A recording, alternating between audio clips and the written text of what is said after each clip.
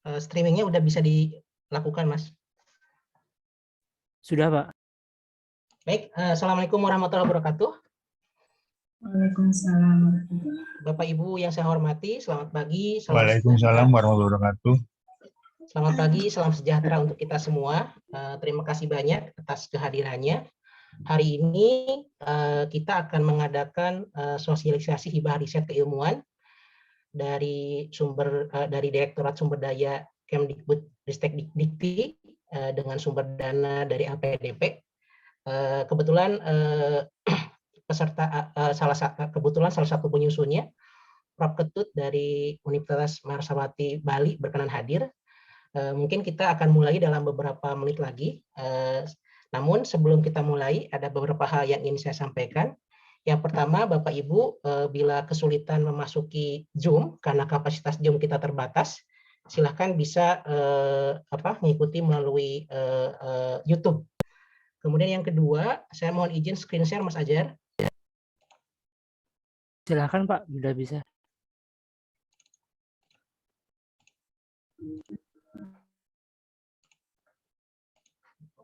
Oke, kita mulai saja ya, Bapak Ibu. Jadi sebelum kita mulai Prof. Ketut presentasi hibah riset keilmuan LPDP, saya mohon izin memperkenalkan diri. Nama saya Herdi Serdiansyah. Saya adalah staf pengajar dari Sekolah Ilmu Lingkungan Universitas Indonesia. Saya minta waktu sekitar 5-10 menit untuk menjelaskan sedikit tentang konsep tentang klaster sebagai penyelenggara sosialisasi hari ini. Jadi kami adalah para peneliti dari berbagai institusi di Indonesia, dari mulai Kementerian Pendidikan Tinggi, Kementerian Kemdikbud, kemudian para dosen dan peneliti di bawah Kementerian Agama, maupun para peneliti di bawah Balitbang pemerintah, lembaga pemerintah. Kita kebetulan klaster riset ini kebetulan sudah memiliki website. Silakan Bapak Ibu jika ada waktu dikunjungi website kami. Nah, untuk hari ini kita akan mengadakan sosialisasi tentang hibah keilmuan LPDP. Nah, pembicaranya adalah Profesor Dr. Insinyur Ketut Widyana, MSI, dari Universitas Maha Saraswati. Beliau adalah penyusun panduan program riset ini, jadi kita beruntung. Dan kebetulan juga beliau adalah member atau anggota atau peserta visiting riset klaster kami pada 2021 ini. Nah, Bapak Ibu, silakan jika ada Bapak Ibu sudah bisa mempelajari bahan. Yang pertama, mohon berkenan mengisi daftar hadir. Acara hari ini tanpa sertifikat, tapi daftar hadir penting untuk kami database, ya, untuk jadi database sehingga nanti kita bisa mengundang Bapak Ibu jika ada agenda yang sama. Yang kedua,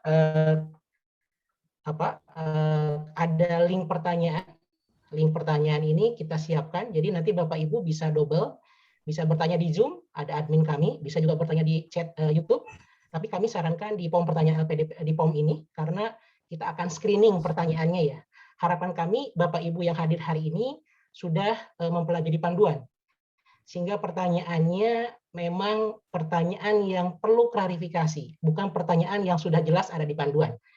Yang ketiga, bila Bapak Ibu susah mengakses Zoom, nanti ada link YouTube, sudah dipersiapkan. Jadi nanti Bapak Ibu silahkan membuka rekaman atau menonton acara ini kapan saja gitu ya. Karena kebetulan kan riset ini waktunya terbatas ya, kalau tidak salah pada 29 Agustus sudah ditutup. Nah, Bapak Ibu, saya izin menjelaskan tentang klaster riset kami. Jadi klaster riset kami itu dibuat dengan fungsi untuk meningkatkan kualitas dan kuantitas riset dan publikasi di jurnal internasional berreputasi sesuai dengan standar etika riset.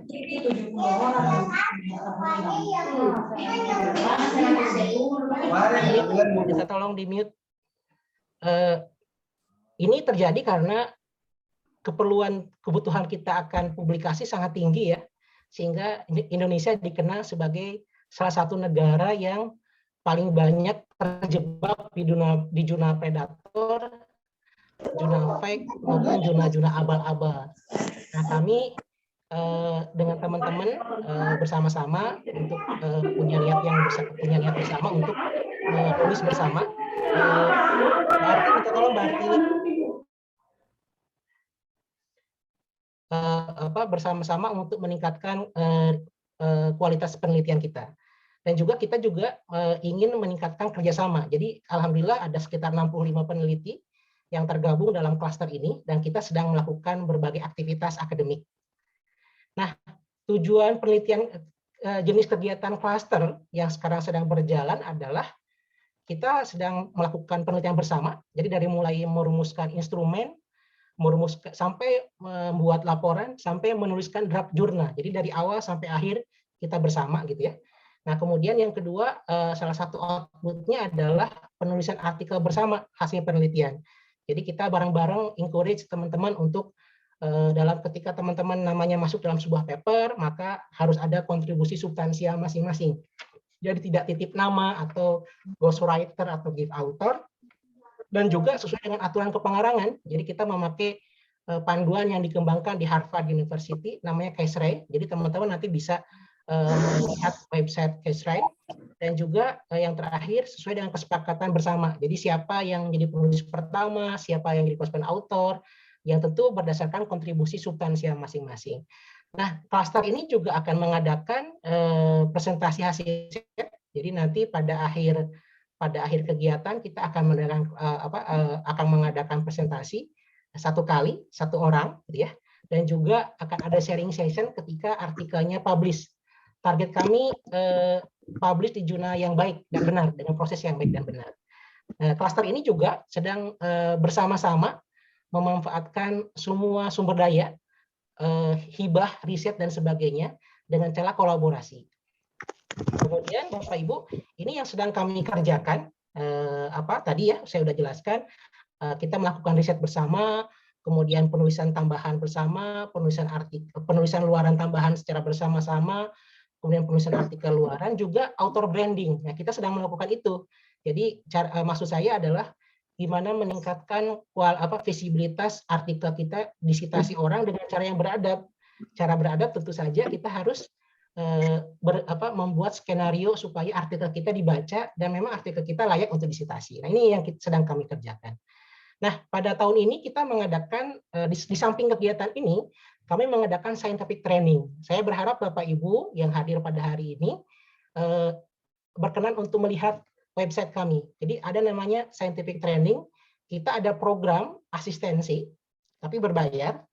Asistensi ini akan menemani Bapak Ibu sampai accepted. Menemani sampai accepted maksudnya adalah proses dari hulu sampai hilir kami temani. Bukan kami buatkan, bukan. Jadi kami akan asistensi. Bagaimana memilih jurnal yang pas, bagaimana membuat artikel yang baik, bagaimana merespon artikel, bagaimana kalau di reject. Nah, itu akan kami temanin. Jadi kalau Bapak Ibu ikut program ini, selama artikelnya belum accepted, kami temanin. Kalau 1 tahun belum accepted, kami temanin 1 tahun. Kalau 2 tahun, kami temanin 2 tahun. Jadi ini programnya jangka panjang, karena kita akan mengejar atau menembak menulis artikel di jurnal yang baik dengan proses yang benar. Tidak model kartelisasi atau tidak model nitip nama atau asal bayar, tidak. Kita ada proses itu.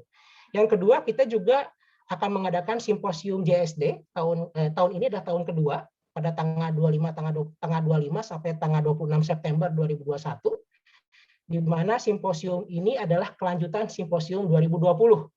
Pada tahun 2020 kami mengadakan simposium, alhamdulillah kita ada sekitar waktu itu ada sekitar 260 paper dari 23 negara. Jadi 23 negara yang terlibat.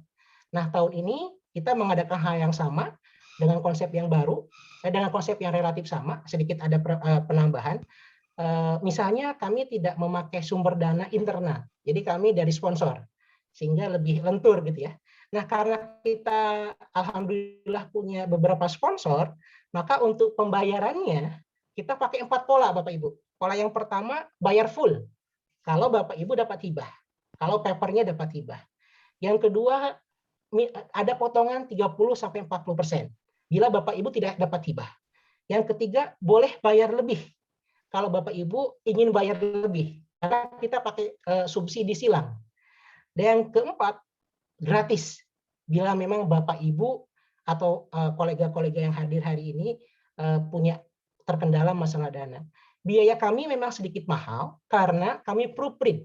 Jadi semua paper yang masuk ke kita akan kami proofread dan akan kami edit, sehingga sebelum kami submit ke publisher, paper itu akan dikirim ke Bapak Ibu sebagai galley. Jadi harus ada clearance dulu dari Bapak Ibu. Nah, Bapak Ibu, itu pengantar kami. Nah, ini Kaiserai, ini etika yang kami pakai adalah aturan kepenulisan. Jadi nanti Bapak Ibu bisa lihat, materi ini kami sudah siapkan, Bapak Ibu bisa download. Jadi prinsipnya kita ingin berkolaborasi, melakukan riset, penelitian secara baik dan beradab. Ya, jadi itu yang ingin kami sampaikan. Demikian, terima kasih pengantar saya. Selanjutnya kita mulai diskusi sosialisasi hibah keilmuan LPDP. Saya persilahkan Prof. Narasumber, Prof. Ketut, untuk berkenan hadir. Namun sebelum Prof. Ketut menyampaikan paparan singkatnya, saya ingin izin sedikit menjelaskan siapa itu Prof. Ketut. Prof. Ketut, nama lengkapnya Profesor Dr. Insinyur I. Ketut Widiana, MSI. Beliau lahir di negara 15 April 64, masih muda ya, ABG, di Bali. Beliau sekarang home base-nya di Universitas Saraswati di Denpasar. CV beliau cukup lengkap, ternyata beliau prestasinya juga banyak. Misalnya beliau dosen berprestasi nomor 1 di Kopertis 8 dan nasional pada tahun 2010. Beliau juga reviewer program kreativitas mahasiswa, PKM, juga pakar dan reviewer program pengabdian dosen. Kemudian juga beliau tim penyusun revisi panduan Pengmas Dikti edisi 10, 11, 13, dan 14. Jadi edisi terbaru semua Prof. Ketut yang tim yang terlibat. Dan beliau juga sekaligus juga reviewer Kedai Reka, ya, Kedai Reka Matching Fund Dikbud 2021, dan juga pakar MBKM Direktorat Sumber Daya Dikti dari sejak tahun 2020. Jadi CV beliau menunjukkan bahwa beliau memang mendalami riset dan juga mendalami pengabdian masyarakat. Selanjutnya Prof. Ketut saya persilahkan untuk menjelaskan, memberikan pencerahan kepada kami tentang program hibah ini. Silakan Prof. Ketut. Baik, terima kasih Mas Herdis Ferdiansyah ya. Jadi saya tersanjung karena diundang untuk bisa berbagi dengan Bapak Ibu semuanya. Jadi mari kita bergotong royong, begitu yang saya senang dengan apa yang disampaikan oleh Mas Herdis ya. Jadi kita berbagi untuk sama-sama bisa mendapatkan sesuatu ya, mungkin pengetahuan, dan juga saya akan banyak mendapatkan masukan dari Bapak Ibu semuanya begitu. Jadi selamat pagi, Assalamualaikum warahmatullahi wabarakatuh. Namo Buddhaya ya, salam sejahtera, salam kebajikan, Om Swastiastu. Jadi di kesempatan yang baik ini saya akan menyampaikan tentang riset keilmuan. Jadi ini mungkin sesuatu yang baru bagi kita semua. Jadi press from the open ya. Jadi saya minta waktunya mungkin ya sekitar 45 menit lah kurang lebih. Sudah tertayang ya Mas Herdis? Belum kelihatan Prof, mohon izin.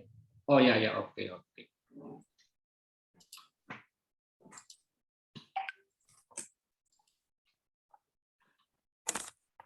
Sudah Prof, silakan Prof. Oke, terima kasih.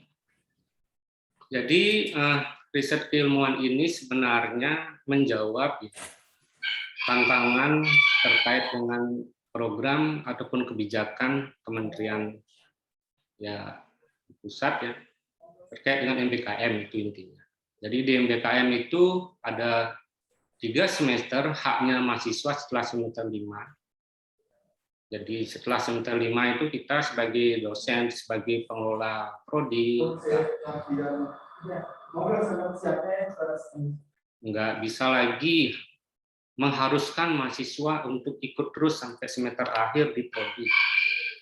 Jadi mereka boleh 1 semester di luar prodi, di dalam perguruan tinggi, dan 2 semesternya di perguruan tinggi lain, ataupun di lapangan, ataupun di tempat-tempat lain ya, di instansi seperti itu, karena semesta belajar tidak terbatas, itu intinya ya.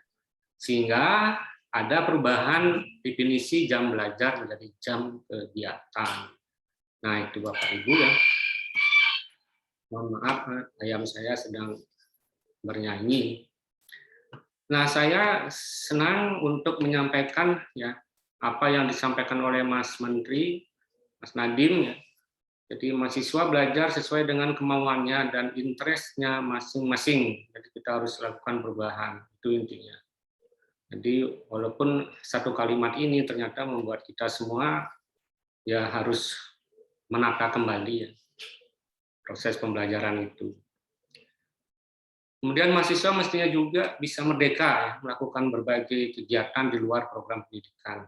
Ya, terdapat dua hal untuk menciptakan sumber daya manusia unggul sesuai dengan arahan Presiden, yaitu Merdeka Belajar ya, dan Duta MBKM. Jadi dosen penggerak itu mungkin ke depan disebut dengan Duta MBKM.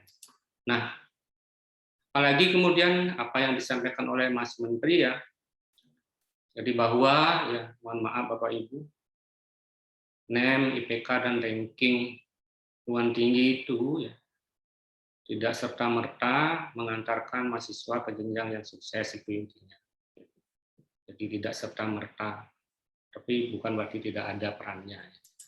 Nah, sehingga kemudian ya, banyak hal yang mempengaruhi kesuksesan seorang, ya, termasuk nanti tamatan kita di perguruan tinggi, yang kita sebut dengan soft skill. Nah, inilah yang akan kita wadahi. Di antaranya nanti di dalam proses penilaian kegiatan riset, karena riset yang kita lakukan nanti bersama-sama mahasiswa gitu, dan mahasiswa berhak mendapatkan SKS dari riset yang Bapak Ibu nanti usulkan ya. Sehingga nanti dalam penilaiannya bisa jadi satu hal terkait dengan structure form sesuai dengan mata kuliah yang ada, mungkin mengganti ataupun menyetarakan, dan mungkin di lain hal ya kita menilai dari soft skill. Nah, seperti itu kurang lebih Bapak Ibu ya. Jadi sebenarnya kita sedang menguatkan Duta MBKM. Jadi dosen pendamping ini kita kuatkan melalui riset ini. Jadi program yang dilakukan LPDP ya bersama dengan pendanaan dari LPDP yang saya maksud ya, dari Dikbud ini ya, terutama di sumber daya, arahnya adalah menguatkan para duta MBKM.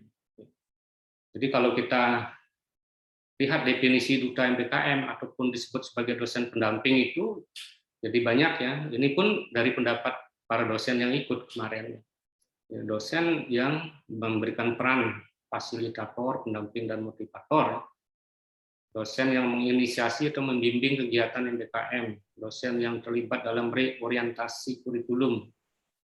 Dosen yang menginisiasi dan menjembatani kerjasama dengan mitra, kemudian inovasi berbasis TK, dan seterusnya. Nah, jadi itu karakter yang dibutuhkan oleh duta MBKM atau dosen pendamping. Sehingga dengan demikian, mau tidak mau, dosen pendamping ini selangkah di depan. Jadi harus belajar dan menjawab mahasiswa apa yang mahasiswa butuhkan, siap jawab. Mencari ilmu baru dari pihak pendukung, termasuk di sini adalah mitra, dengan melibatkan mahasiswa. Dan jangan lupa satu hal yang membuat saya selalu tersenyum, mempersingkat waktu ceramah katanya ya. Oke, itu Bapak Ibu. Nah, kalau kita kaitkan dengan IKU ya, Bapak Ibu tentu sudah semua memahami ya, jadi apa IKU yang mau dicapai dari kegiatan riset nanti Bapak Ibu lah yang pilih. IKU nomor 1, 2, 3, dan seterusnya ya. Nah, kita sampai pada riset keilmuan akademik, jadi yang mempunyai tujuan meningkatkan kualifikasi duta MBKM. Ya. Kenapa dosen yang menjadi target riset ini ya? Kenapa dosen yang menjadi pelaksana riset ini? Gitu. Ya, kenapa harus melalui dosen? Ya, itu pertanyaan yang muncul ya.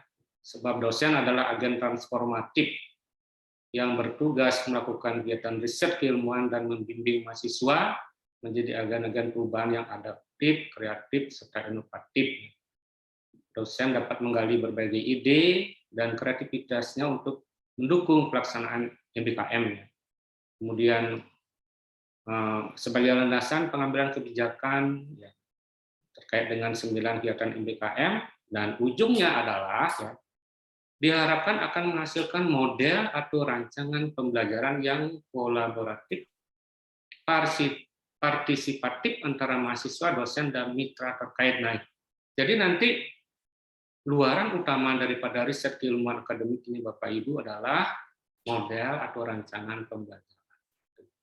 Jadi tentu akan berbeda dengan riset-riset yang sudah ada ya. Jadi di dalam tahun ini baru dibuka untuk 4 skema, yaitu riset mandiri dosen, riset kewirausahaan, riset desa, dan riset kegiatan kemanusiaan.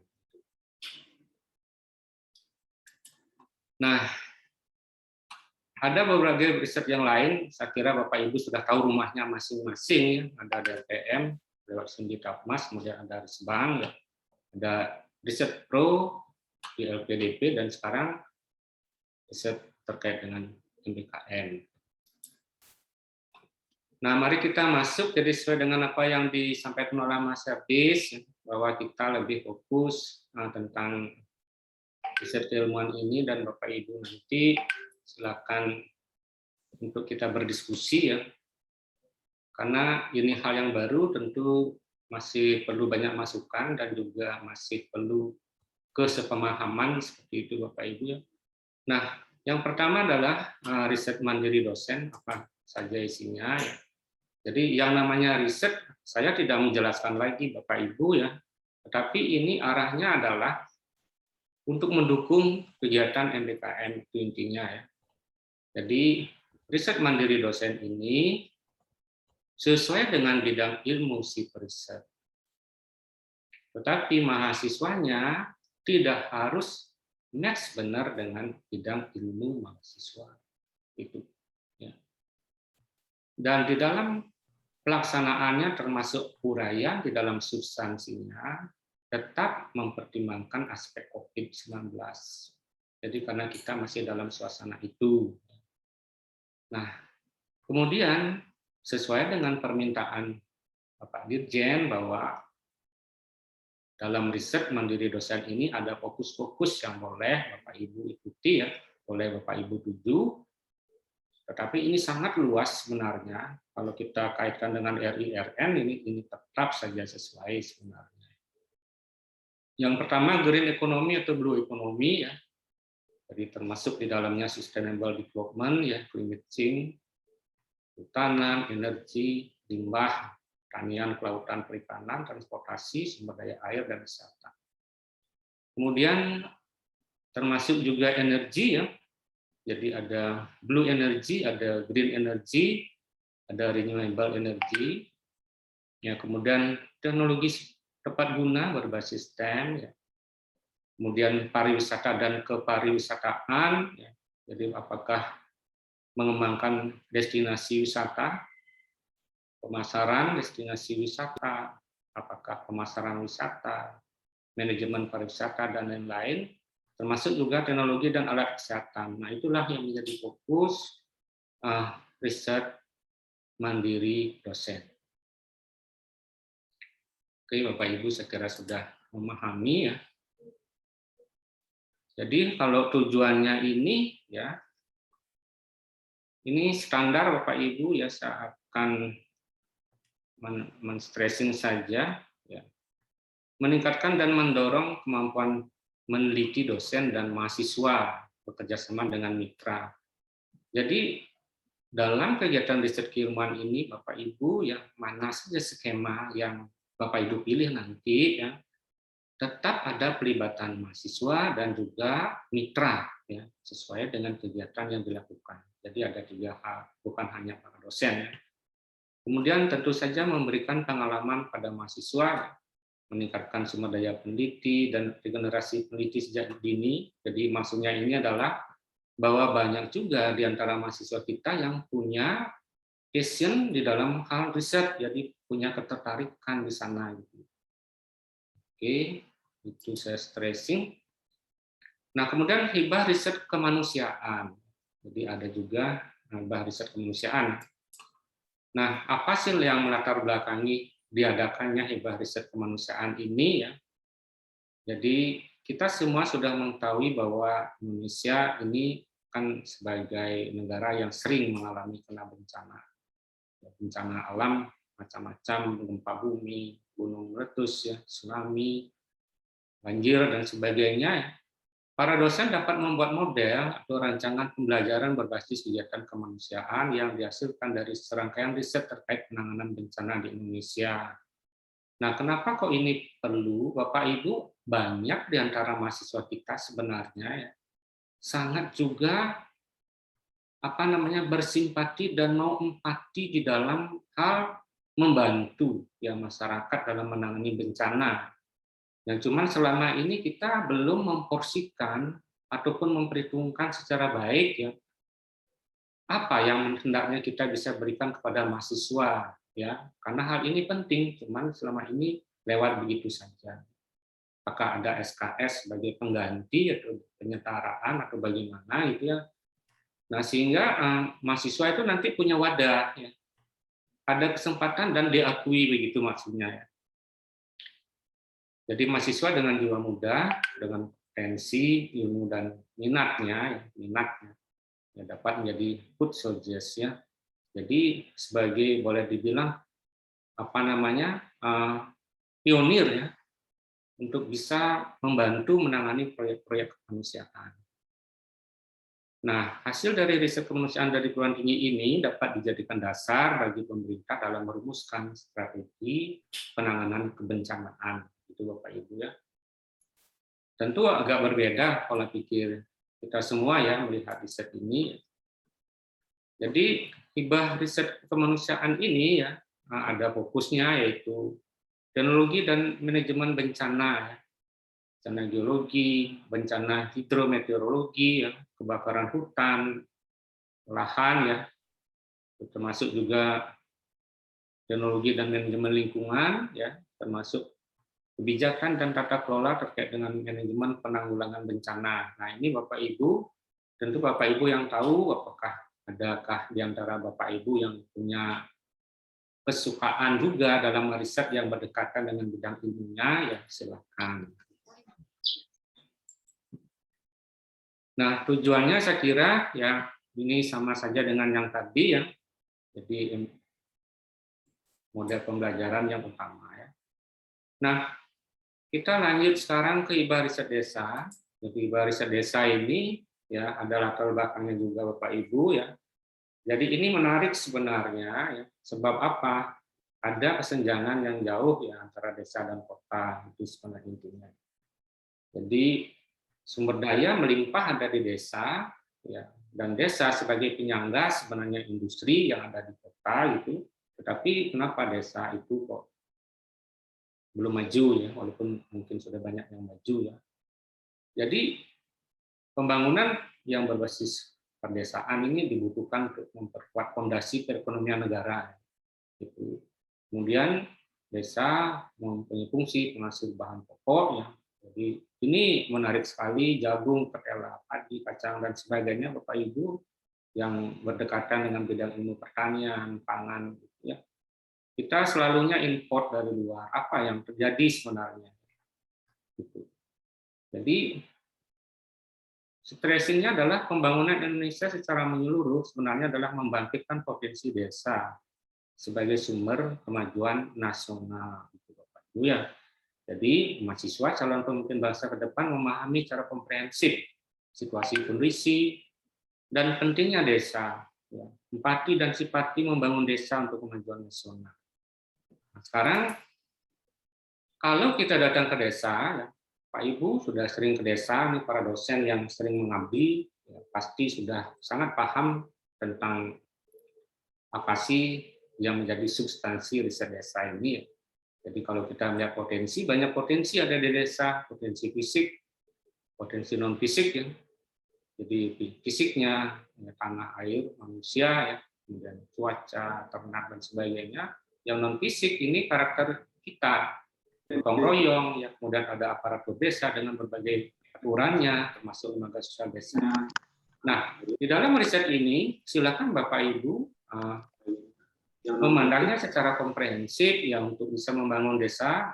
Bagaimana caranya? Apakah dimulai dari identifikasi potensi sumber daya desa yang ada, kemudian bagaimana merancang, ya apakah membuat kekuatan desa, jadi dengan SWOT analisis dan sebagainya, itu Bapak Ibu yang tahu, sehingga nanti muncul ya sebuah hasil akhir, yaitu model pembelajaran berbasis pengembangan potensi desa. Nah, untuk skala prioritas riset desa, ini juga cukup banyak, Bapak Ibu boleh pilih ya.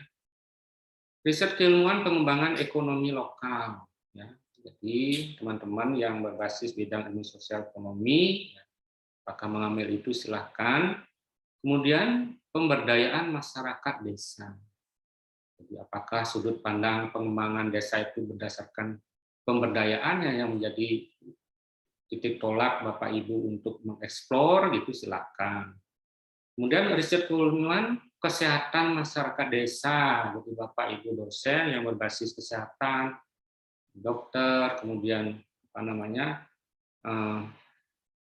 termasuk juga dari sekolah-sekolah kesehatan yang lain, ya kesehatan masyarakat, silakan. Kemudian pendidikan masyarakat desa. Nah itu, silakan. Apakah nanti ini dikombinasikan sehingga penelitiannya menjadi lebih komprehensif? Bapak Ibu lihat waktu dan dana. Dananya kan tidak banyak, ya, hanya 100 juta gitu, ya, dengan melibatkan mahasiswa dan juga mitra. Nah, sedapat mungkin riset desa ini mengedepankan kearifan lokal. Jadi karena ini juga didengung-dengungkan oleh pemerintah, ya, tidak melupakan budaya itu, struktur demografi, kemudian karakteristik sosial budaya, ya, fisik geografis, ya, pola kegiatan usaha, pertanian, ya, keterkaitan ekonomi desa kota dan sektor pengembangan desa seperti itu. Jadi mudah-mudahan sudah mulai kebayang ya nantinya mau mengambil yang mana. Ya. Nah, kalau kita lihat tujuannya hampir sama dengan yang lain, ya, tetapi saya boleh bacakan di sini rancangan model pembelajaran, ya, itu selalu menjadi penekanan utama. Ya. Di Malang itu apa? Macung. Bagus Macung. Kemudian model pembelajaran yang mengadopsi kearifan lokal yang bernilai universal, menghasilkan teks dan seterusnya. Yang terakhir adalah riset kewirausahaan. Ini mungkin juga menarik sekali, ya. Karena sekarang ini kan mahasiswa kita wajib ya menempuh mata kuliah kewirausahaan. Mungkin selama ini hanya berjumlah 3 SKS atau mungkin 2 SKS gitu. Padahal ini sangat dibutuhkan oleh mahasiswa khususnya dan juga kita semua gitu. Bagaimana mengantarkan mahasiswa mempunyai jiwa entrepreneur sehingga mereka tidak lagi menjadi job seeker seperti itu ya. Di latar belakangnya adalah potensi wirausaha di Indonesia sangat besar karena perlu ada upaya yang terstruktur dan signifikan untuk menggali, mendorong, dan menumbuhkan kegiatan kewirausahaan. Jadi salah satunya melalui riset keilmuan ini. Perguruan tinggi dapat mengambil peran yang signifikan dengan mengembangkan riset yang berkaitan dengan kewirausahaan melalui kegiatan ini. Nah, hasil riset kewirausahaan dapat dijadikan dasar bagi pemerintah dalam merumuskan strategi pengembangan kewirausahaan dalam rangka mendorong ekonomi kreatif di Indonesia. Jadi kita sebenarnya sangat membutuhkan hal ini, Bapak Ibu ya. Jadi selama ini seperti saya sampaikan tadi, mahasiswa kita tidak bekali dengan cukup sebenarnya kalau memang kita di Indonesia ini mengharap adanya wirausaha muda baru ya, yang mandiri seperti itu. Ya. Jadi kita harus bekali mereka lebih banyak lagi sehingga jiwa entrepreneur mereka akan semakin tinggi, semakin aktif begitu, tidak tergantung lagi pada harus melamar pekerjaan dan sebagainya. Nah, tentu saja tujuan riset kewirausahaan ini adalah menghasilkan rancangan pemodel kewirausahaan yang dapat mendorong tumbuhnya pengembangan ekonomi kreatif di Indonesia, ya. Dan masalah iptek, peralatan atau kebijakan, ya, ini sama juga dengan yang lain, ya, yang berguna sesuai dengan bidang riset kewirausahaan, dan kalian dosen masing-masing menggabungkan kegiatan riset dengan program MBKM dalam kegiatan kewirausahaan. Nah, fokus riset kewirausahaan, ya Bapak Ibu, terutama Bapak Ibu yang berlatar belakang ekonomi, ya, ini pasti banyak memahami, termasuk juga mungkin bidang ilmu yang lain yang memang mendalami begitu. Yang pertama adalah social entrepreneurship, ya. Jadi apa yang dimaksud social entrepreneurship, Bapak Ibu saya yakin sudah memahaminya, ya. Banyak sekali sekarang usaha-usaha berkembang dengan basic social entrepreneurship, memberikan lapangan pekerjaan pada masyarakat yang melibatkan mereka untuk mendukung usaha dan saling menguntungkan. Ya. Kemudian manajemen entrepreneurship, ya. Jadi praktik mengambil pengetahuan kewirausahaan dan memanfaatkannya, ya, untuk meningkatkan efektivitas pembukaan usaha baru, ya, startup bisnis atau UKM. Kemudian teknologi entrepreneurship, ya. Jadi ini dari aspek teknologi, ya, terkait dengan kemajuan iptek untuk tujuan menciptakan dan menangkap nilai bagi usaha. Kemudian digital, teknologi entrepreneurship. Silakan nanti teman-teman yang mungkin bidang kewirausahaan manajemen itu bisa bergabung dengan teman-teman dari dosen IT untuk bisa melakukan riset bersama, ya. Termasuk yang terakhir adalah digital entrepreneurship seperti itu. Yang sekarang memang sedang dan terus dikembangkan. Nah, luarannya Bapak Ibu semua skema ini, ya, luaran utamanya adalah merancang model pembelajaran untuk mendukung MBKM seperti itu. Ya, kemudian publikasi pada jurnal nasional terindeks SINTA berapa saja atau jurnal internasional minimal submit, ya, pada tahun berjalan. Jadi tidak ada yang strong banget, ya, tetapi yang nomor satu lah yang menjadi kewajiban utama, ya.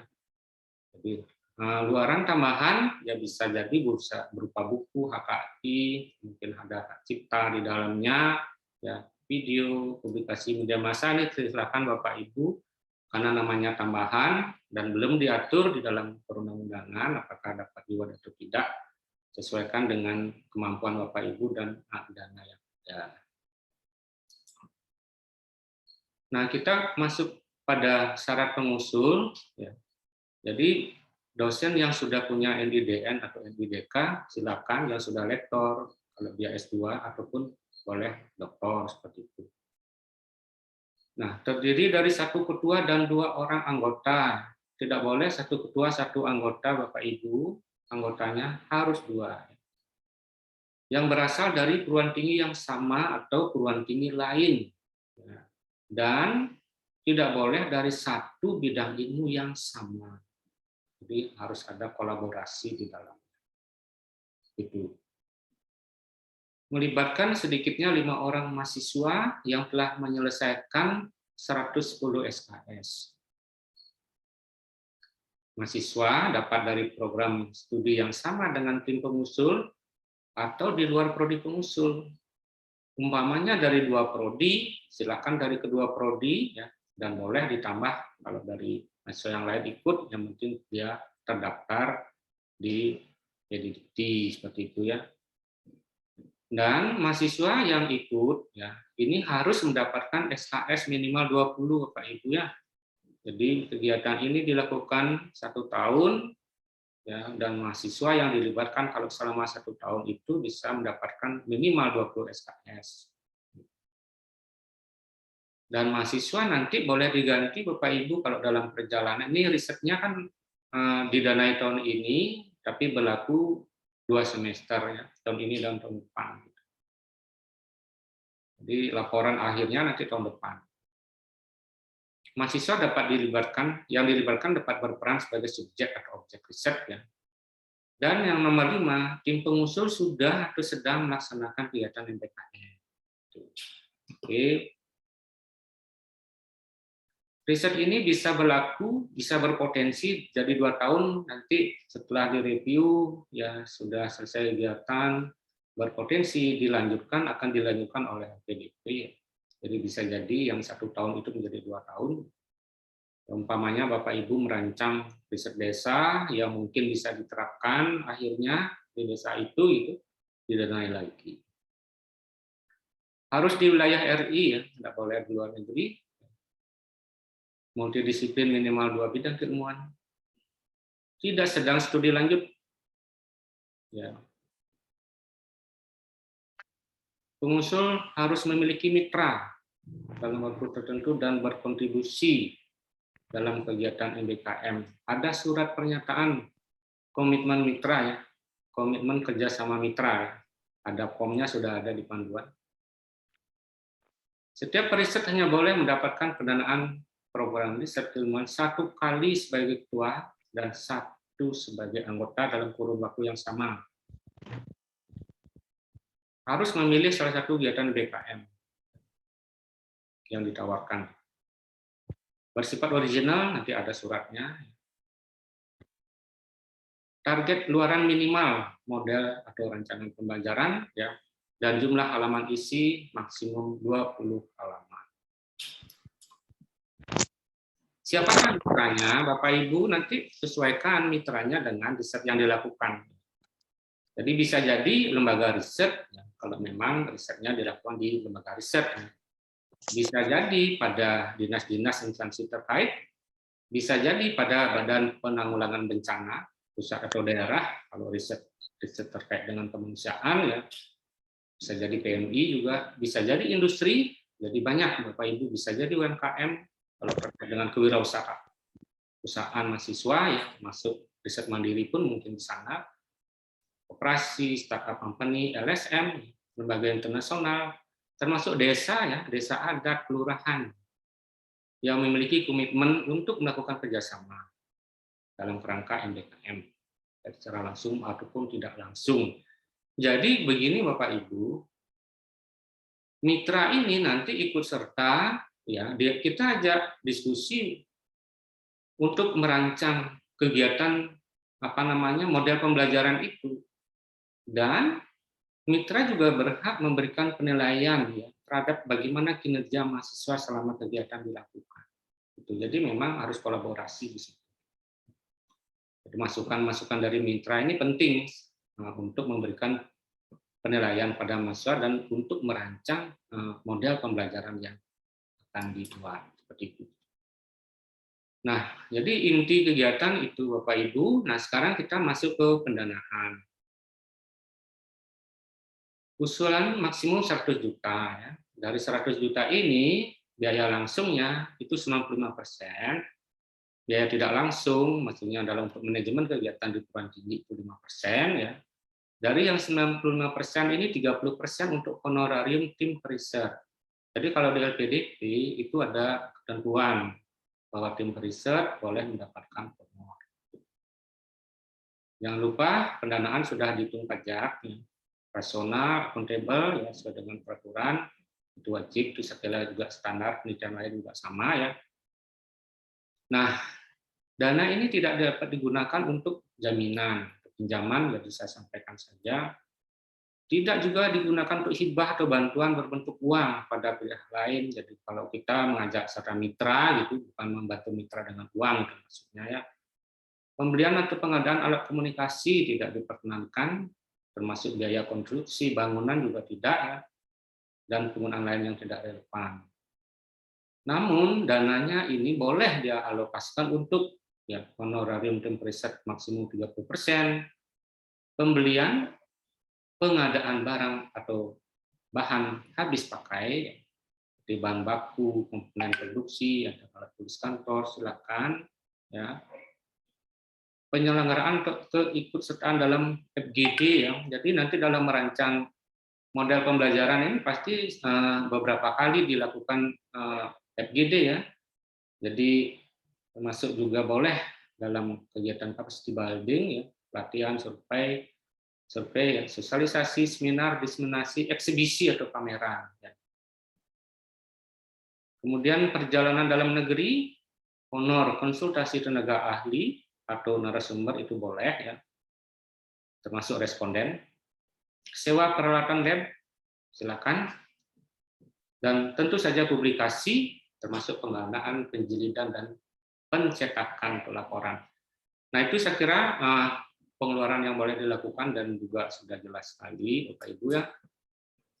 Nah nanti dokumennya yang perlu disiapkan adalah proposalnya.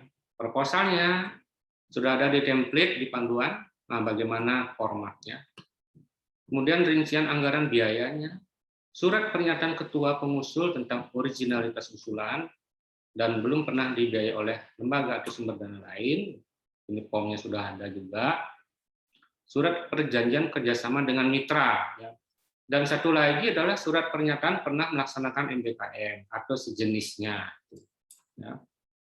Jadi mekanisme seleksi nanti ada dua, administrasi dan substansi itu. Yang administrasi sifatnya menggugurkan apa-apa yang sudah ada di panduan jangan dilanggar. Jadi sistematikanya ini sama dengan riset yang sudah ada. Saya kira Bapak Ibu yang sudah sering di hibahnya riset dikti kemarin itu sama ya.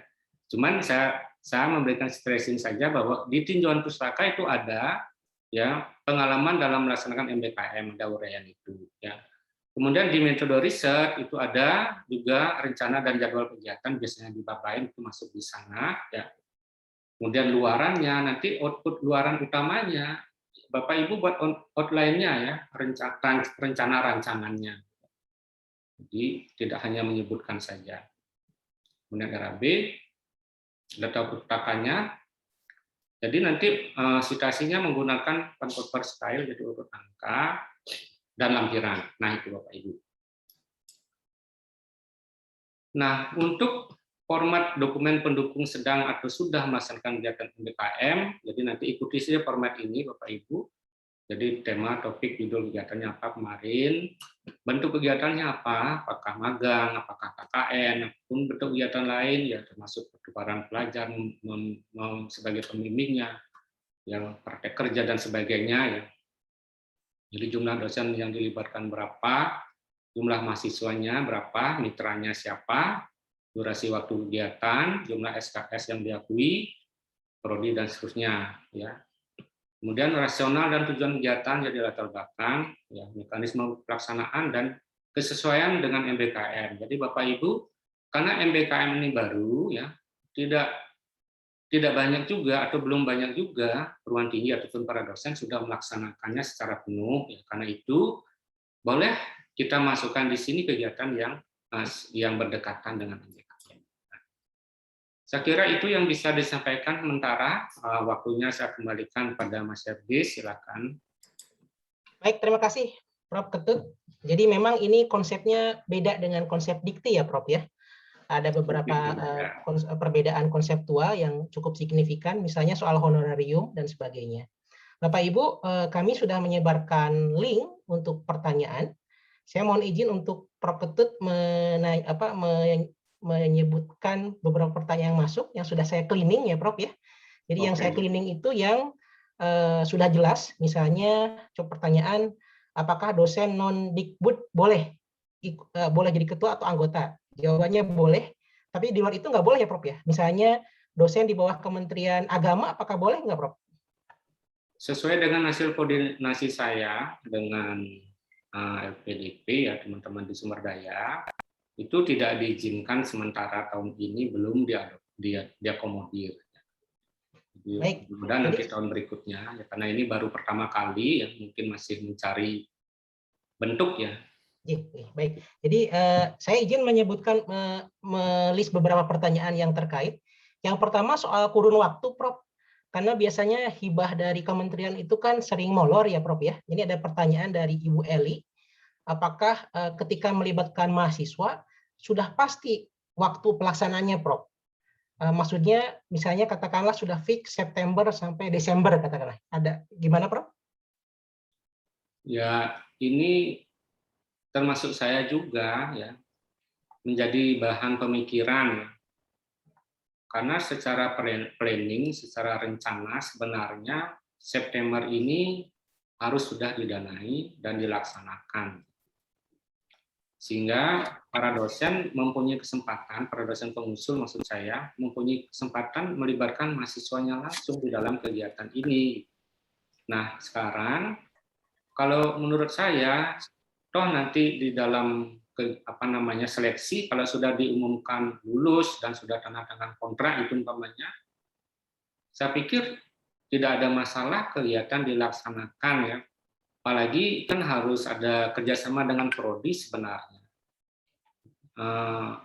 Malah kalau menurut saya ya, ini mohon maaf nih Mas Herdis, perguruan tinggi yang sudah melaksanakan MBKM baik atas dasar pendanaan ataupun atas dasar kebijakan sendiri itu kan mempunyai penilaian yang baik ya, ada iku-iku yang bisa dipenuhi di sana.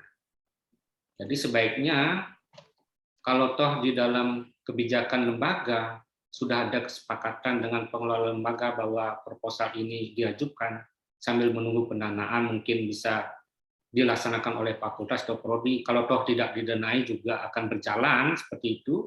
Toh juga tetap memberikan peluang kepada mahasiswa yang dilibatkan untuk dapat penyetaraan. Ada nggak masalah kira-kira? Itu yang perlu dipertimbangkan. Nah, karena memang planning pemerintah demikian, saya tentu tidak bisa memberikan informasi lebih ya. Ini sangat terkait dengan kecepatan juga nanti ya di dalam proses anggaran, tetapi rencana kegiatan ini berlaku lintas tahun. Semester ini dan semester depan. 2 semester. Ya. Sehingga nanti monitoring itu mungkin tahun depan, termasuk juga laporan akhirnya. Itu Mas Herdis yang bisa saya sampaikan. Nanti kalau toh ada perkembangan baru, ya saya yakin akan diumumkan. Baik, Prof. Sudah clear, Prof. Untuk pertanyaan pertama. Untuk pertanyaan kedua dari Pak Sularso Budi Laksono dari Universitas Persada Indonesia. Ada 2 pertanyaan, Prof. Apakah di proposal ini ada komponen indikator penilaian? Misalnya indikator pendahuluan angka maksimalnya 20% dan sebagainya. Itu yang pertama. Yang kedua, apakah dokumen pengalaman sedang atau pernah melaksanakan program MBKP juga dinilai, meskipun itu MBKP-nya internal gitu, Prof. Jadi tidak granted yang dari Dikbud. Mohon izin, Prof. Silakan, Prof. Jadi ada kriteria. Baik. Ya. Baik, terima kasih pertanyaannya ya. Untuk penilaian yang berupa rubrik penilaian terkait dengan substansi, tentu saja ini sudah ada, ya. Kebetulan kita sudah siapkan. Nah, kalau memang diperlukan, boleh nanti kita tayangkan ya. Jadi rubriknya sudah lengkap, pendahuluan berapa persen itu sudah ada ya. Nah, kemudian terkait dengan penilaian terhadap pengalaman dalam melaksanakan MBKM, justru ini di penilaian administrasi sudah langsung ada. Ya. Di administrasi kalau tidak ada sudah langsung tidak lolos ya, karena administrasi itu bersifat, menurut saya tuh bersifat membunuh. Jadi nggak ada ya nggak lolos. Begitu lolos, tentu itu akan dibaca kembali kan. Ya, ada kemudian rubrik penilaiannya khusus tentang itu ya. Seberapa dekatkah? Ini kan tentu reviewer akan menentukan ya. Tetapi rubriknya sudah ada. Oh, kalau dekat sekali 7,5 ya. Kalau cukup dekat 5 ya, kayak gitu sudah ada. Ya. Tetapi kami menyadari sebagai penyusun panduan bahwa tidak mungkin persis sama ya, tapi berdekatan itu sudah cukup ya. Dan sebenarnya semua dosen apalagi yang sudah di atas lektor ya 200-300 ke atas apalagi sudah sangat sering melaksanakan, tetapi belum terstruktur gitu biasanya ya. Pengakuan SKS-nya belum maksimal itu. Saya yakin sudah ada. Ya. Karena itu peluangnya ya yakin terisi gitu Mas Herdis. Oke. Nah, pertanyaan lanjutannya, apakah rubrik penilaian tersebut boleh diakses publik, Prof, atau untuk internal tim reviewer? Supaya barangkali kalau misalnya diakses publik kan si pengusul bisa mencoba menyesuaikan dengan persentase-persentase di setiap rubriknya. Ya, kalau di web itu tidak ada ya. Tidak ada ya. Tetapi saya kira saya boleh menunjukkan kepada Bapak Ibu ya, karena memang tujuannya ini kan membantu ya. Membantu Bapak Ibu untuk melihat apa saja yang dinilai gitu ya, tentu ya. Tentu boleh gitu ya. Jadi biar nggak ada rahasia-rahasia gitu ya. Mungkin berkenan di-share, Prof, sebentar aja, Prof. Oke, baik. Bapak Ibu sebagai informasi nanti rekaman ini kami upload di YouTube. Jadi Bapak Ibu bisa memutar ulang beberapa saat setelah acara ini selesai. Silakan, Prof. Oke, baik.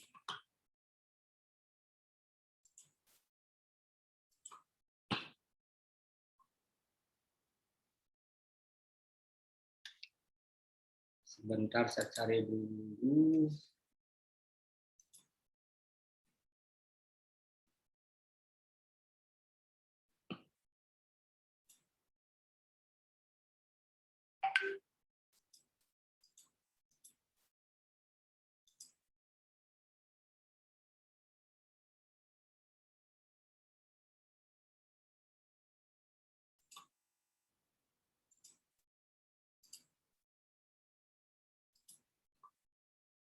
Oke, baik Bapak Ibu, ini adalah rubrik penilaian terkait dengan administrasi. Yang pertama, tim pengusul memiliki kapabilitas rekam jejak keilmuan atau sains yang sesuai dengan kegiatan yang disukai. Jadi, ya atau tidak. Kemudian tim pengusul terdiri dari berbagai disiplin keilmuan minimal 2. Jadi kalau sudah 2 berarti ya lanjut. Tim pengusul berjumlah 3 orang, 1 ketua dan 2 anggota. Jadi mesti 3, nggak boleh lebih, nggak boleh kurang. Melibatkan minimal 5 orang mahasiswa dan maksimal 10, ini belum saya tulis ya, maksimal 10 orang.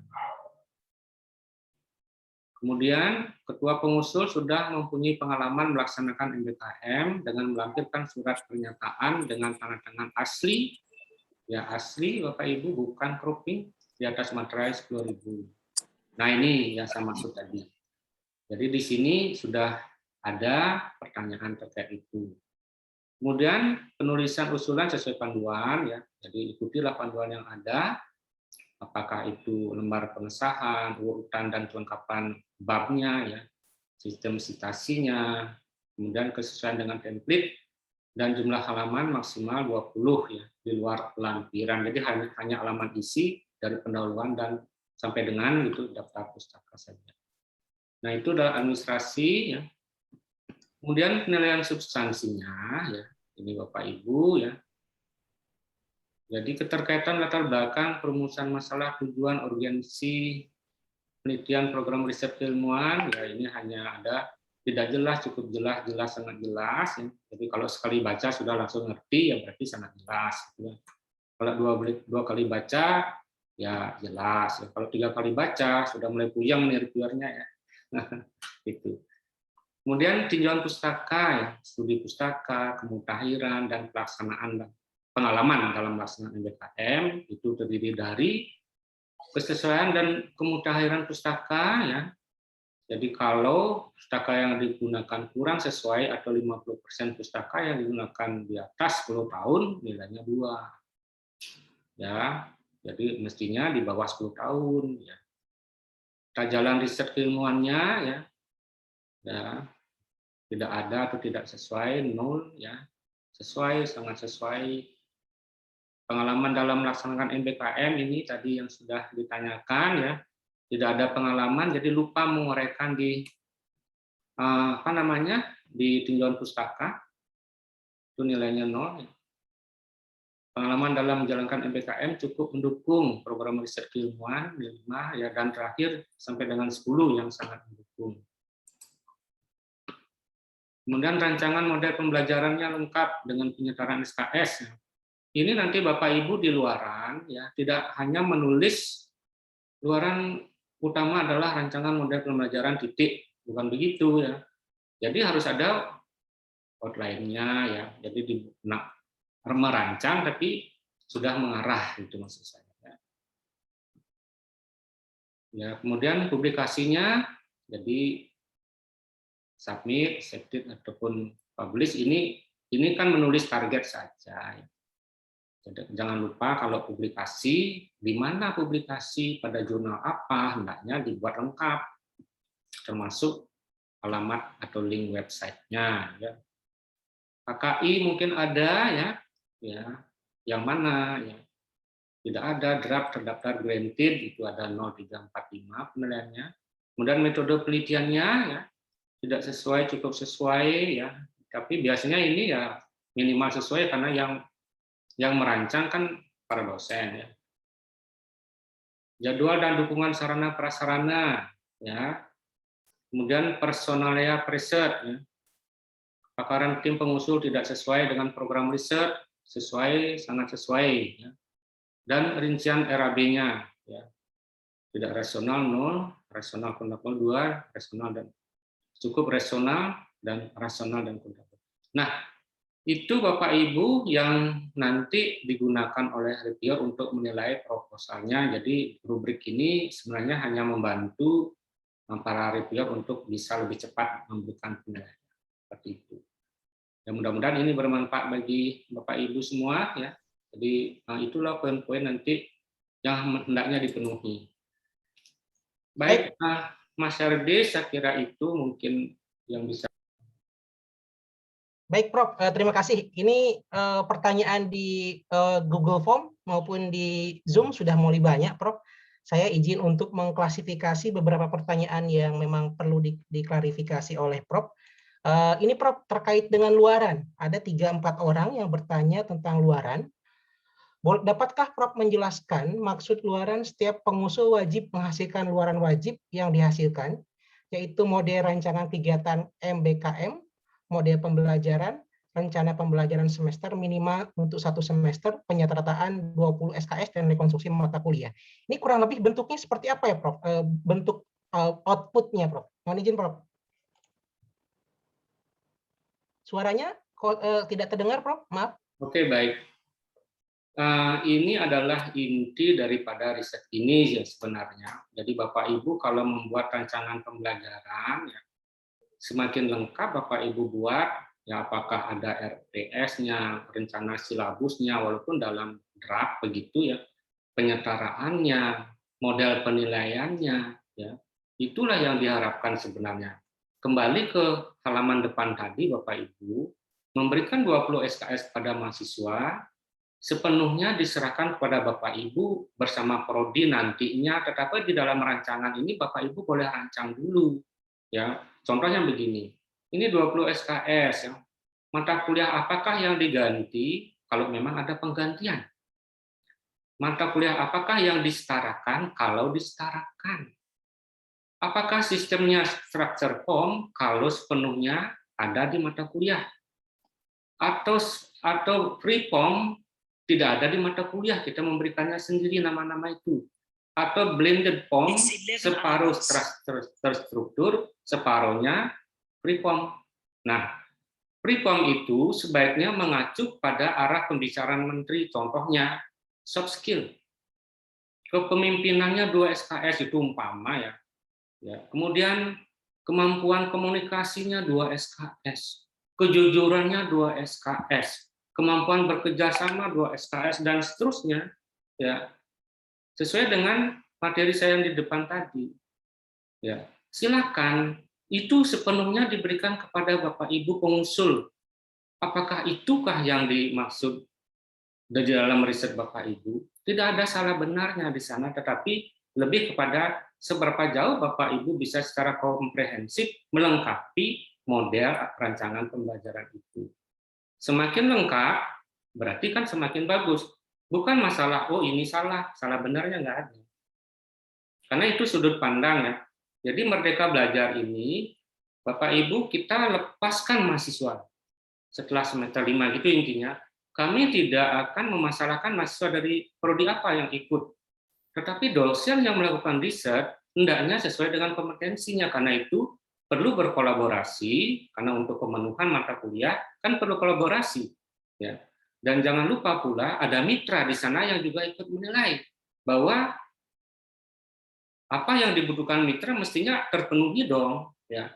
Karena mitra ini kan bisa jadi nanti menjadi tempat mahasiswa untuk kalau sudah tamat apakah dia bekerja, kan bisa jadi demikian ya. Apa sih mata kuliah yang dibutuhkan oleh mitra di sana? Ya, buat dulu draftnya ya, agar kami yakin bahwa Bapak Ibu sudah punya rancangan dasar. Nanti tentu tidak persis sama dong hasilnya, memang begitu. Ya, tidak akan persis sama setelah riset berjalan. Oh, ini jadi kurang pas. Justru itu riset ini seperti itu maksudnya. Ya, nanti menjadi pas karena itulah ada FGD yang harus dilakukan.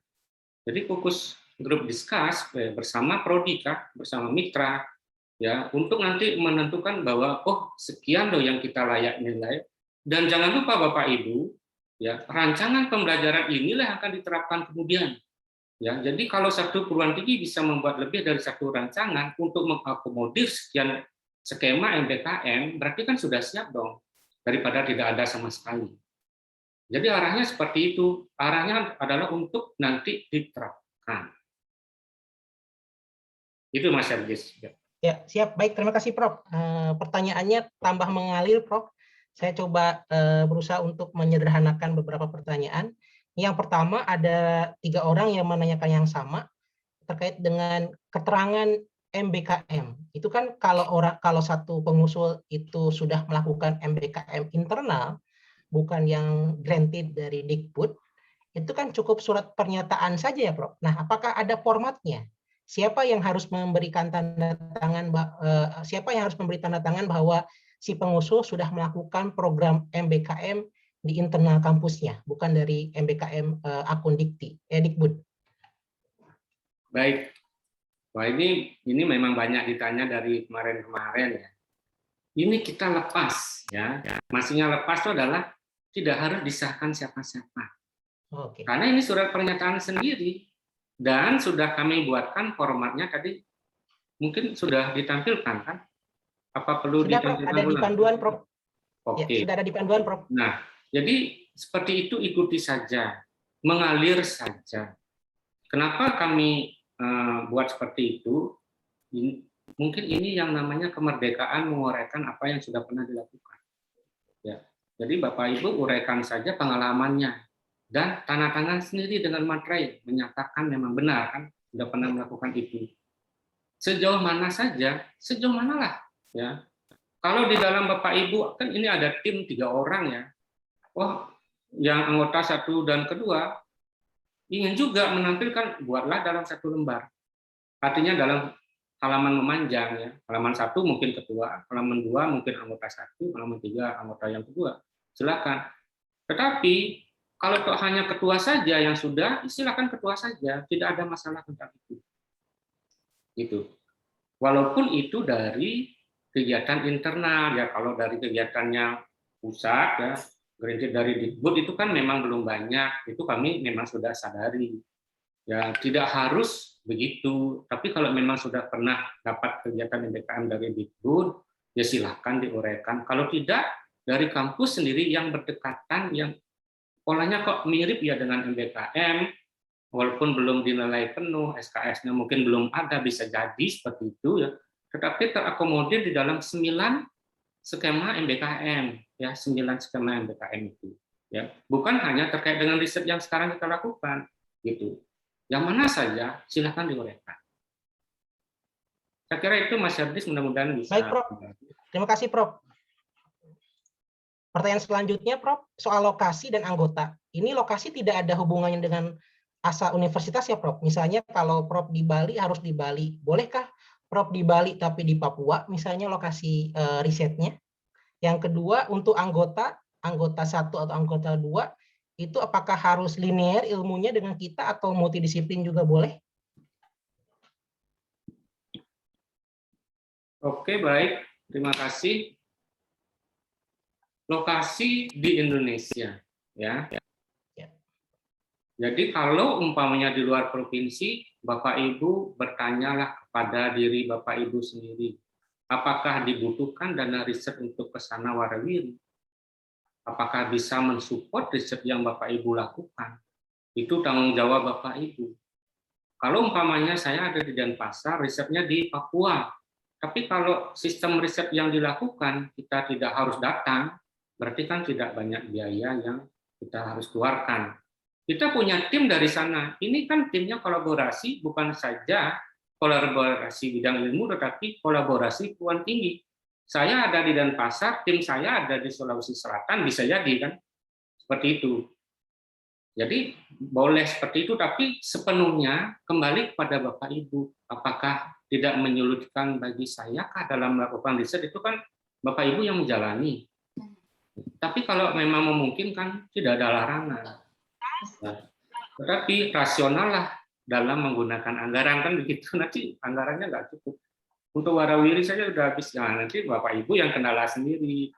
Nah, kesimpulan dari saya, tidak ada larangan, tetapi Bapak Ibu bertanggung jawab dengan apa yang Bapak Ibu rancang di dalam riset ini, agar tercapai apa yang menjadi luaran utama. Saya kira itu Mas Redis. Baik, Prof. Nah, yang nomor 2, ya, anggota yang 1 dan 2 apakah harus linier? Justru ini diminta jangan linear dengan ketua.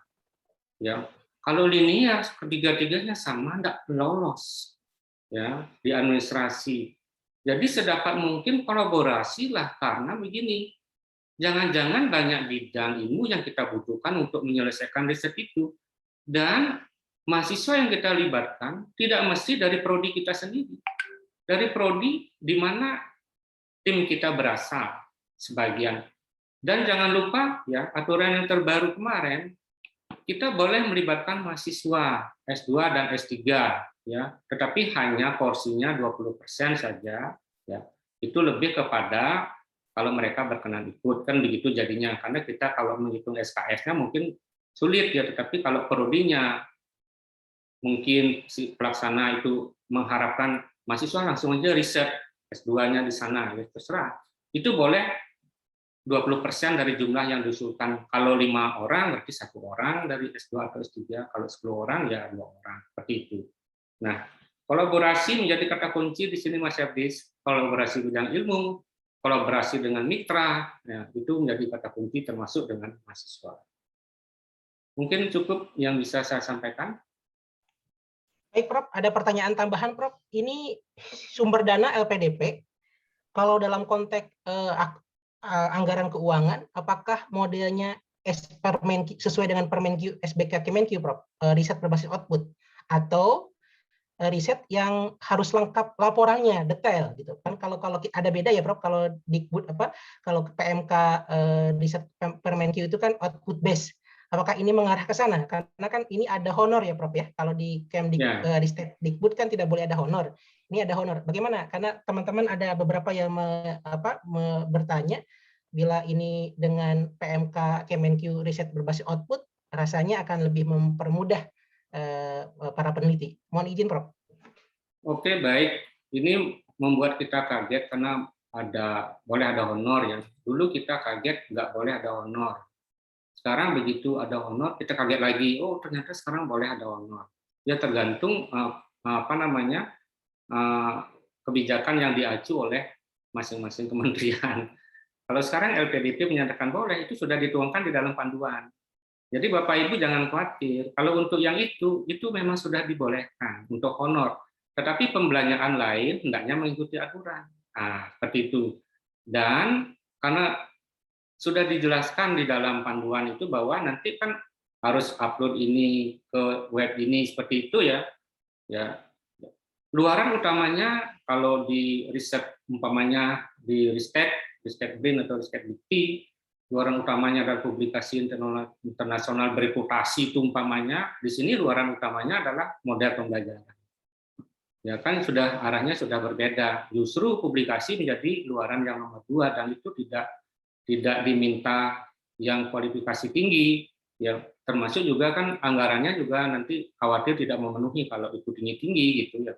Tetapi program riset ini lebih kepada pemenuhan dari sisi bagaimana bisa membantu proses pembelajaran MPKM itu bisa lebih cepat sebenarnya di perguruan tinggi dengan menguatkan para dosennya melalui riset ini gitu. Jadi kesimpulannya adalah kita mengacu Kementerian Keuangan untuk belanja-belanja, tetapi untuk honor sudah ditekankan oleh LPDP itu boleh, ya. Dan nanti upload proposal dan sebagainya kan secara sistem kan belum ada sekarang ya. Apa namanya laporan maksud saya untuk proposal kan sudah ada. Nanti ikuti itu saja. Saya kira apa yang ada di panduan itu sudah jelas sekali, apa-apa yang boleh untuk dibeli, apa-apa yang tidak kan sudah ada juga. Ya, dan juga saya kira di panduan juga sudah diberikan form untuk RAB. Ini Mas Hardis ada kan di panduannya. Ikuti itu saja Bapak Ibu, jangan jauh-jauh pergi dari sana gitu ya. Yang mana boleh, yang mana tidak tadi juga sudah saya sampaikan. Jadi saya kira lebih longgar. Dan begini Bapak Ibu, ada peluang di riset ini kita juga melakukan pembelian sebenarnya. Apalagi riset ini dalam upaya untuk meningkatkan potensi sumber daya desa yang sampai kepada penerapan agar mahasiswa bisa mendapatkan pengetahuan di sana. Ya, bisa jadi umpamanya mengangkat potensi sumber daya desa, di sana ada potensi mungkin banyak bahan mentah yang bisa langsung diolah untuk bisa langsung dilakukan, melatih masyarakat desa, kemudian dilakukan pengukuran terhadap aspek pemberdayaan, itu kita membutuhkan alat, itu boleh kita beli gitu. Kalau di riset murni, ya riset berbasis riset dasar terapan pengembangan, itu nggak boleh investasi, ya nggak boleh sama sekali kan memang tidak dibolehkan. Tapi ini yang ditonjolkan adalah jangan struktur, ya. Jadi jangan membuat bangunan gitu kan sudah dijelaskan tadi. Tetapi kalau alat bahan itu dibolehkan. Agak berbeda ya Bapak Ibu sedikit ya. Silakan saya kira itu Mas Hardis. Baik Prof, ini karena pertanyaan di Google Form rata-rata sudah terjawab. Ada satu Prof yang belum. Ini ada pertanyaan dari Ibu Retno. Beliau menanyakan, beliau itu dari Poltekkes tapi pindah Prof. Sebentar, saya bahasanya mungkin saya coba. Di Poltekkes sudah alih bina Prof di bawah Kemdikbud. Itu sudah bisa ya Prof mengajukan? Jadi apakah dosen Kementerian Kesehatan yang sudah alih bina di bawah Kemdikbud boleh ikut serta sebagai ketua atau anggota? Kalau tadi kan ini seperti yang Prof sampaikan khusus untuk dosen di bawah Kemdikbud gitu ya Prof ya? Nah, ini saya belum bisa pas menjawabnya ya. Tetapi ada baiknya Ibu coba daftar dulu lah. Ya, di LPDP kan boleh daftar dulu. Kalau ternyata setelah daftar dengan menggunakan NDDN itu bisa masuk, berarti boleh itu kesimpulannya. Karena ada di bawah naungan Dikti juga ya. Silakan. Ya, tapi saya belum mencoba, saya juga kemarin nanyanya baru sebatas kalau dari kementerian lain boleh tidak, itu memang tidak ya. Tetapi kalau sudah dalam binaan Dikti-Dikbud mungkin berbeda. Saran saya, Bapak Ibu yang berada di dalam afiliasi Dikti-Dikbud juga ya, tetapi bukan Kementerian Dikbudristek itu, coba deh masuk ya agar langsung terjawab. Sehingga nanti boleh berkomunikasi lagi ya dengan kami untuk kami diskusikan. Begitu Mas Hardis. Bapak Ibu semua, karena pertanyaan di link Google Form rata-rata sudah terjawab, jadi ada beberapa yang double pertanyaan. Nanti kami akan coba menjawab secara tertulis karena ada alamat email Bapak Ibu. Kami targetkan hari ini pertanyaan Bapak Ibu yang belum dijawab oleh Prof Ketut akan kami list pertanyaannya.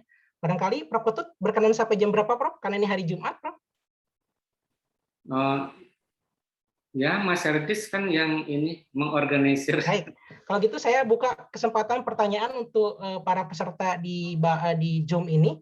Mungkin kita selesaikan sampai 10:30 ya Prof ya, karena beberapa saudara kita dari Indonesia Timur mungkin akan ada yang sudah Jumatan dan sebagainya. Ya, betul. Saya persilahkan kepada teman-teman di room Zoom untuk mengangkat tangan, raise hand, supaya saya persilahkan untuk bertanya. Saya Pak Herdis. Silakan Bapak, mohon disebutkan nama Bapak dan dari institusi mana. Silakan Bapak. Siapa dulu? Pak Amir Mahmud, silakan Pak Amir. Oke, boleh. Silakan. Iya, terima kasih Pak Herdis, Pak Ketut. Alhamdulillah bisa bersilaturahmi lewat virtual. Mungkin saya masih pasif karena baru sembuh juga, tetapi sangat mengikuti perkembangan yang ada di forum Visiting Literature. Ya, ini adalah satu hal yang sangat bermanfaat buat kami semua, khususnya saya, tapi saya tetap mengikuti. Pak Ketut, saya sudah mencoba untuk masuk ke riset keilmuan, ke webnya. Di situ kan ada beberapa pilihan, ada 4 yang tadi. Nah, saya tuh kan biasa orangnya sangat ingin nyoba aja dulu kan gitu ya, ternyata sudah masuk ke riset kewirausahaan. Nah, apakah kalau sudah masuk ke riset kewirausahaan kemudian mau dibatalkan pindah ke mandiri bisa apa tidak? Kan begitu yang pertama.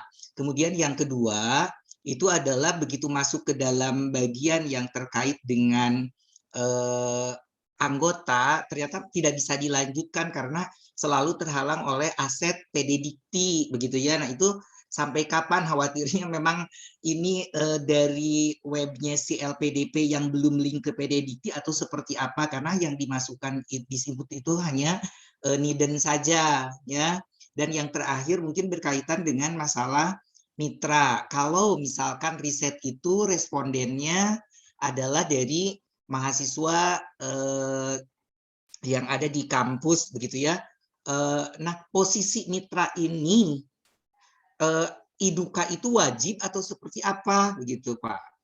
Kalau yang lain-lainnya insya Allah sangat-sangat jelas karena kebetulan ada topik yang memang saya ingin mengukur tentang pembelajaran kewirausahaan yang bagaimana yang bisa mendukung terhadap MBKM misalnya begitu Pak. Terima kasih, mungkin itu Pak Herdis. Sekali lagi terima kasih, ini juga masih engap-engapan juga sedikit.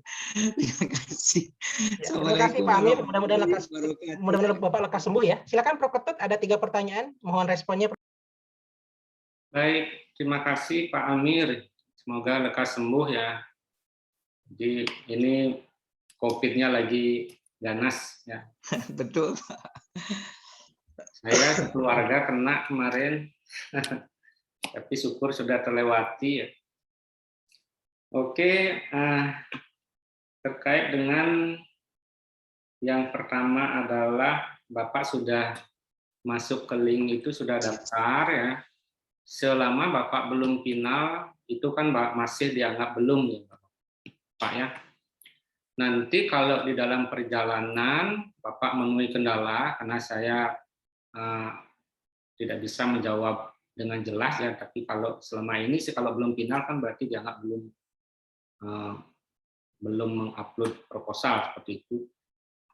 Nanti Bapak kalau dalam perjalanan ketemu kendala, nanti boleh WA dengan saya ya, sehingga saya bisa koordinasikan langsung kepada tim IT-nya ya. Biar tidak ada kendala dalam perjalanan ya. Termasuk pertanyaan yang kedua, apa yang menjadi kendala, tolong di-share ke kami karena kami membutuhkan ya. Kalau ada teman-teman ternyata kok nggak bisa masuk, tidak bisa join di di web tersebut ya, dalam prosesnya apa saja yang ditemukan kendala, mohon diinfokan ke kami. Itu Pak Amir ya. Nah, terkait dengan mitra ya, mitra ini bisa jadi mitra itu adalah tempat dilaksanakannya riset. Bisa jadi mitra itu adalah mitra yang membantu dilaksanakannya riset ya. Tidak merupakan tempat risetnya seperti itu ya. Tetapi mitra ini akan kita minta masukan-masukannya ya terkait dalam proses pembelajaran, merancang pembelajaran nanti. Termasuk juga memberikan penilaian terhadap mahasiswa yang kita ajak, yang 5 orang atau sampai 10 orang itu ya, apa saja yang bisa kita nilai pada perjalanan mereka mengikuti riset. Jadi si mitra itu terlibat secara aktif di sana. Ya, itu yang dimaksud. Kalau penelitian umpamanya dilaksanakan di kampus ya, jadi kalau mungkin ya mitranya itu berarti kan sebuah lembaga perguruan tinggi kan begitu. Jadi mitranya yaitu harus ada kesepakatannya dari tempat di mana Bapak melaksanakan riset ya. Tidak harus dunia usaha, dunia industri, tergantung apa sih yang menjadi tujuan risetnya. Tetapi kalau riset ini diarahkan untuk meningkatkan kemampuan mahasiswa dalam mengembangkan kewirausahaan begitu, langsung diajak mereka pada tempat di mana ada usaha yang dilaksanakan oleh Budi, itu tentu saja juga bagus. Jadi silakan Pak Amir yang menentukan siapa sih mitra yang mau dilibatkan untuk arah atau tujuan pencapaian riset yang dilakukan. Iya. Gitu. Silakan Pak Amir ya. Oke, nanti bisa komunikasi secara ini ya tadi yang kendala-kendalanya ya Pak ya. Ya, jadi kendala itu boleh Bapak sampaikan ya ke pusat. Saya mungkin boleh menyampaikan nomor HP-nya, ntar saya tulis ya di sini ya. Udah ada di grup visiting kan ya Pak ya? Pak Herdi. Oh ya, Oh, saya ada. Saya ya. di grup. Kalau Bapak ada di grup ya tinggal komunikasi. Ada, tinggal di grup aja nanti komunikasi Ya, langsung baik. di grup biar selama ini juga kan share information-nya sangat luar biasa tuh di grup tuh. Jadi tapi saya tidak terlalu aktif karena memang tapi saya tetap mengikuti Pak. Terima kasih Pak Baik. Herdis, fasilitasnya Pak Ketut sehat semua. Baik, terima kasih Pak Amir. Karena kita udah mau selesai, saya persilakan hanya 2 penanya. Yang pertama Ibu Tri Junianto dari Unpati, yang kedua Prof Pranoto. Mohon singkat, jelas dan padat supaya Prof Ketut juga bisa langsung merespon. Silakan Bu Tri Junianto dulu, setelah itu Prof Pranoto. Monggo. Oke, terima kasih Pak. Selamat siang Prof Ketut. Prof, ini ada 2 pertanyaan saya. Yang pertama, keterlibatan mahasiswa S1 di dalam penelitian ini. Jadi di situ di panduan tadi atau sesuai arahan Prof juga mahasiswa setelah semester. Ibu suaranya putus, Bu. Ya, halo. Silakan Oke, silakan. Oh, iya.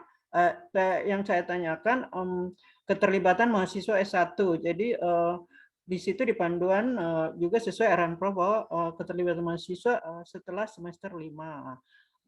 Sedangkan ada mahasiswa kami mau terlibat, memang dia ini pada semester 5 sekarang, tetapi dia itu sudah menawar juga mata-mata kuliah di semester 7 ke atas. Nah, apakah mahasiswa bersangkutan bisa terlibat, Prof? Karena IP-nya juga 3,89. Terima kasih. Kemudian yang kedua, riset ini berapa lama ya, Prof? Terima kasih. Mohon izin, Prof, sekaligus Prof Pranoto. Silahkan, Prof Pranoto. Baik, bismillahirrahmanirrahim. Assalamualaikum warahmatullahi wabarakatuh. Waalaikumsalam. Baik, Pak, ini saya izin bertanya. Yang pertama terkait dengan Prof ingin bertanya terkait dengan mahasiswa tadi mungkin sangkut. Apakah ketika 5 sudah tercapai mahasiswa yang itu semester 5, kemudian kita bisa menambahkan mungkin 2 dari semester 3? Karena ada juga mungkin mahasiswa dari semester 3 yang ikut bergabung.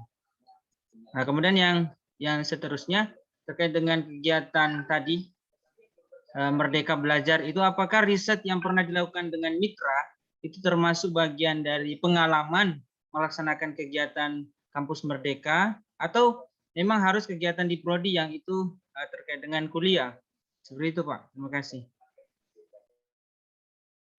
Baik, Prof. Silakan, Prof. 2 pertanyaan dari Bu Tri Junianto dan Prof Pranoto. Oke, terima kasih Ibu Tri ya. Yang pertama terkait dengan keterlibatan mahasiswa S1 ya.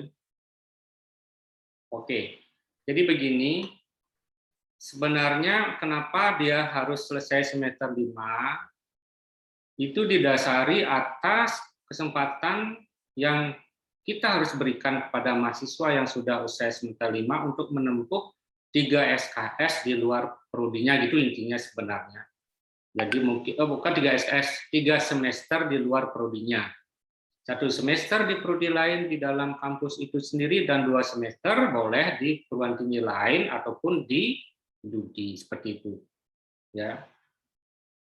Nah, sekarang kalau mahasiswa itu sudah merencanakan mengambil mata kuliah di semester 7, bolehkah dilibatkan? Ini harus dengan persetujuan mahasiswa itu. Jadi kalau mahasiswa itu memang ingin bergabung, tentu sangat dibolehkan, Ibu ya. Dan ini juga kan harus berkoordinasi dengan prodi. Ya, saya kira justru mahasiswa-mahasiswa yang sudah punya IP yang tinggi seperti itu bagus sekali untuk kita libatkan ya. Jadi bisa berkreasi banyak hal mereka di dalam riset. Nah, itu ya Bu Tri. Nah, kemudian berapa lamakah riset ini dilaksanakan ya? Jadi rencananya riset ini lintas tahun Ibu. Jadi semester ini sekarang ini jalan untuk 1 semester, semester depan jalan untuk semester berikutnya. Jadi laporannya itu nanti tahun 2022 gitu. Jadi memang sudah didesain seperti itu, beda dengan riset-riset yang selama ini yang dari riset BRIN ya atau riset LIPI gitu, kemarin kan harus berbasis tahun anggaran ya. Seperti itu. Jadi agak berbeda. Dan perlu juga saya sampaikan di sini bahwa mahasiswa yang kita daftarkan sekarang, kalau nanti dalam perjalanan ada kendala, itu masih boleh diganti. Jadi diberikan kesempatan untuk mengganti dan prosedurnya itu nanti dibuat. Ya, termasuk ini menjawab pertanyaan Prof. Pranoto ya. Jadi jangan khawatir, sekarang tidak perlu didaftarkan dulu yang semester 3, ya nanti begitu yang semester 5 ini selesai, Bapak boleh daftarkan yang bersangkutan, seperti itu. Ya, sehingga kedinamisan ini memang sudah sengaja kita rancang ya, agar di dalam perjalanan itu lancar-lancar saja, karena ada peluang mahasiswa mungkin di beberapa perguruan tinggi malah ada mahasiswa yang sudah bisa selesai S1 semester 6 katanya ya. Jadi seperti itu. Jadi tentu kita nggak mungkin bisa harus 2 semester ikut, tidak. 1 semester saja ikut itu sudah mendapatkan haknya mereka gitu ya. Jadi silakan dirancang, jadi sudah kita buat dinamis ya. Saya kira itu ya. Nah, untuk pengalaman melakukan riset ya. Jadi Bapak Ibu cobalah kita lihat ya. Di dalam MBKM itu kan memang ada salah satunya adalah riset itu sendiri ya. Tetapi riset itu adalah melibatkan mahasiswa. Gitu. Kalau selama ini sudah pernah melaksanakan riset dan melibatkan mahasiswa, memberikan penyetaraan mungkin ataupun penghargaan kepada mahasiswa melalui SKS yang bisa diberikan, itu tentu berkait dengan MBKM. Itu Pak Pranoto. Tetapi riset-riset selama ini yang kita lakukan melibatkan mahasiswa itu kan seolah-olah hanya dibantu oleh mahasiswa ya. Artinya dosenlah yang terbantu sebenarnya, mahasiswa kita ajak riset, mereka boleh menyelesaikan tugas akhir ya, tetapi tidak dirancang untuk itu. Gitu. Nah, kalau memang selama ini sudah dirancang seperti itu, model yang sudah dilakukan di dalam perguruan tinggi, wah itu nyambung gitu, Prof. Pranoto. Ya, saya kira mudah-mudahan bisa ditangkap maksudnya ya, Prof. Ya, Ibu Tri. Ya. Matur suwun, Pak. Terima kasih. Kami-kami. Ya, Baik, Bapak Ibu. terima kasih, Prof. Baik, Bapak Ibu, karena kita sudah 10:30 dan beberapa saudara-saudara kita di Indonesia Timur barangkali ada yang mau Jumatan, saya kira sesi sosialisasi sudah selesai. Prof. Ketut, apa Prof berkenan nomor HP ditampilkan atau kami yang infokan di klaster, Prof? Jadi kan kita di website kan ada nomor kontak kami. Jadi seperti apa saya mengikuti Prof Ketut? Oh, silakan, saya boleh saja ya, yang mana saja ya. Baik, nanti kami akan coba Saya siap melayani Mas Herdis ya. Baik, nanti akan kami infokan nomor Prof Ketut. Demikian Bapak Ibu semua, acara sosialisasi hibah riset keilmuan LPDP sudah selesai. Terima kasih banyak kepada Prof Ketut sebagai tim penyusun panduan dan juga anggota visiting researcher cluster riset interaksi pemberdayaan masyarakat dan lingkungan sosial Sekolah Ilmu Lingkungan. Terima kasih juga kepada Bapak Ibu yang bergabung di Zoom maupun di YouTube. Kami mohon maaf ada sedikit kendala di link YouTube sehingga harus diubah. Silakan Bapak Ibu jika ada yang bisa kami bantu, mohon menghubungi kami di website kami, ada nomor HP yang bisa dihubungi. Kami juga sudah cantumkan nomornya di link Zoom dan nanti bisa dipantau di media sosial kita. Terima kasih. Dengan demikian acara kita selesaikan. Terima kasih. Kita tutup. Wabillahi taufiq hidayah. Wassalamualaikum warahmatullahi wabarakatuh. Salam sehat untuk kita semua. Terima kasih Prof Ketut. Waalaikumsalam. Terima kasih. Terima kasih Mas Herdi. Dipoto dulu Pak, biasanya dipoto. Silakan admin dipoto dulu. Ya, izin saya foto ya Bapak Ibu sekalian. Masih ada beberapa menit Pak Rustam. Silakan. Baik. Untuk ini ada 4 halaman. Masih ada beberapa menit, belum lewat, belum habis waktunya Pak Rustam. Oke, Mas Pak Azir. halaman 1, 1, 2, 3. Baik, untuk halaman kedua 1, 2, 3. Oke, untuk halaman ketiga 1, 2, 3. Dan untuk halaman keempat 1, 2, 3. Baik, terima kasih Mas Ajar. Kita tutup Zoom dan YouTube-nya. Selamat siang, salam sejahtera untuk kita semua, salam sehat. Terima kasih. Terima kasih. Terima kasih semua ya, mohon maaf kekurangannya. Bapak Ibu semua. Semoga sehat. Sampai ketemu lagi di kelas Prof. Ketut. Terima kasih, izin live. Terima kasih, Prof.